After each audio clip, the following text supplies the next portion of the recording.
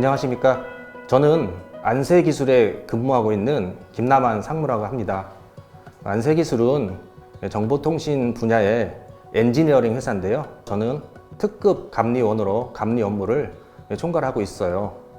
주로 해왔던 일은 약 25년 정도 해양 항만 분야의 해상 교통 관제 시스템, 우리가 카카오 네이비 통해서 그 차량 이동을 볼 수 있듯이 바다에서도 선박의 그런 이동 상황을 볼 수 있습니다. 그리고 항로 표지, 우리가 흔히 알고 있는 등대, 항로 표지에 대한 집약 관리 시스템, 그리고 위성 항법 보정 시스템, 선박 자동 식별 시스템 등 구축 사업의 감리 및 설계를 수행해 왔어요. 그리고 현재 또 해양뿐만 아니라 철도 분야, 우리가 KTX 타고 다니지 않습니까? 고속철도라든지 그리고 일반 철도, 그리고 수도권 광역철도, 그리고 도시철도에 구축되는 광, 전송선로라든지 그리고 무선 설비, 지하철에 태그하는 그런 AFC라는 그런 장비인데요. 그런 시스템 구축의 책임 감리업, 그리고 사업의 책임 기술자로서 엔지니어링 업무를 전문적으로 수행해 왔어요. 그리고 현재는 특급 감리원으로서 회사에서 철도, 그리고 공항, 해양, 항만 분야의 정보통신공사 기술 지원 감리 업무를 수행하고 있으면서 전반적인 사업 관리를 병행하고 있습니다. 정보통신 감리라 하면 저희가 현장에서 상주를 하는 감리 업무하고요. 그리고 현장에 비상주를 하는 기술 지원 업무로 구분이 돼요. 그래서 우리가 알고 있는 그런 정보통신 분야 엔지니어링 사업은 사업을 처음에 기획하는 그런 타당성 조사, 그리고 전체적인 설치되는 공사의 공사비를 산정하는 기본 설계, 그리고 실제 우리가 현장에서 시공을 할 수 있는 실시 설계 단계, 그리고 최종 그 공사에 대한 감리 단계로 1년의 그런 과정을 수행을 해요.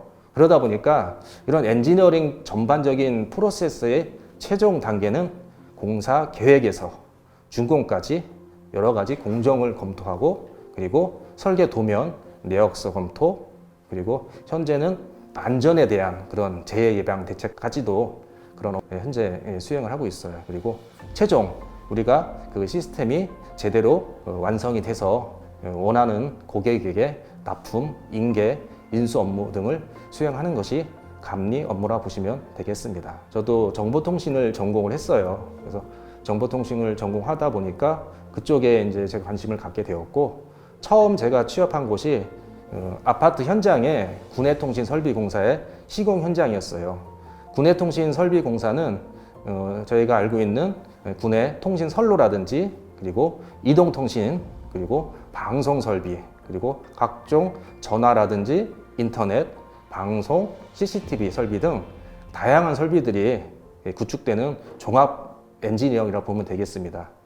그래서 그러한 정보통신 설비 일을 하면서 제가 궁금한 게 있었어요. 제 신입 때였기 때문에 저런 설비들은 어떻게 설계가 되고 어떻게 구축하기 위한 계획이 되는 건가 굉장히 궁금했거든요. 그래서 제가 그 현장 시공 업무를 완벽하게 마치고 나중에 어떻게 도면화가 되고, 그리고 그게 어떻게 공사가 되고 나중에 또 감리까지 또 하게 되는지 굉장히 궁금하게 되었습니다.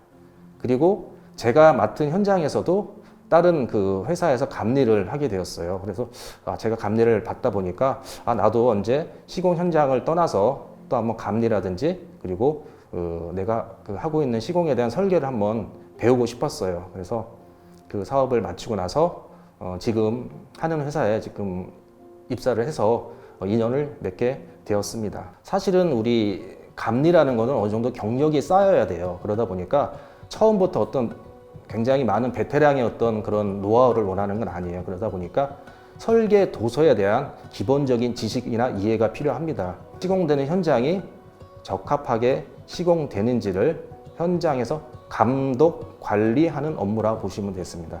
그리고 저희가 하는 공사 그 도면이 CAD 도면화 되어 있어요. 그러다 보니까 CAD에 대한 어느 정도 지식도 필요하고요. 그리고 감리는 초급, 중급, 고급, 특급 이렇게 레벨이 있어요. 졸업한 친구들 같은 경우는 초급 감리원에 해당이 되는데요. 기본적인 정보통신 설비에 대한 그런 기본적인 개요, 그 시스템 구성을 이해하는 수준이면 충분히 가능합니다. 감리는 사실 현장에서 빠르게 행정 업무 대응하는 게 굉장히 많이 필요해요. 그래서 그런 행정 업무를 하기 위해서는 뭐 신기술이라든지 그런 빠르게 변화하는 정보통신 기술을 학습하는 게 필요하다고 생각이 돼요. 최근에 나오는 그런 정보통신 공사는 워낙 다양한 설비들이 융합, 복합이 되다 보니까요. 그런 것에 대한 공부도 필요하고, 통신이라 하지만 사실 통신은 토목이라든지 건축이라든지 기계, 전기, 소방 분야와 타 분야와 인터페이스가 없으면 안 됩니다. 그러기 위해서는 타 분야하고 협업을 하는 능력이 필요합니다. 다만 초급일 때는 위에 또 상급자들이 있기 때문에 너무 걱정할 필요는 없다고 생각이 돼요. 정보통신 분야는 아무래도 도서, 섬 지역이라든지 그 산간 지역, 그리고 철도라든지 도로, 공항, 그런 항만 분야에서 시공이 이루어지다 보니까 출장이 좀 잦아요. 그래서 저도 초급 감리원일 때는 좀 출장에 대한 그런 두려움도 있었는데, 사실 어떻게 보면 또 좋은 기회였던 것 같아요. 우리나라 곳곳을 제가 또 한번 이렇게 일을 하면서 가볼 수 있는 그런 경험도 쌓았고요.